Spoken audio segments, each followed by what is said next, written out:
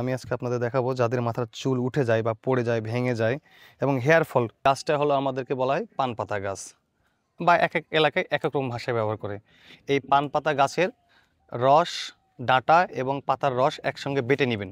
বেটে নেওয়ার পরে এটার সঙ্গে 1 টাকা দামের একটা শ্যাম্পু এবং অ্যালোভেরা 2 চামচ নিয়ে ভালো করে মিক্সড করে মাথায় লাগিয়ে রেখে 12 থেকে 15 মিনিট পরে ধুয়ে ফেলবেন। এভাবে 10 থেকে 15 দিন যদি ইউজ করেন বা ব্যবহার করেন, আল্লাহর রহমতে ইনশাল্লাহ আপনাদের মাথার চুল পড়া কমে যাবে এবং চুল বড় হবে, সিল্কি হবে এবং সুন্দর হবে, এবং এর থেকে আপনারা অনেক প্রকার উপকারও পাবেন। এটা অনেক সময় আমরা শাক হিসাবেও খেতে পারেন বা এটা সবজি হিসেবে খাওয়া যায়।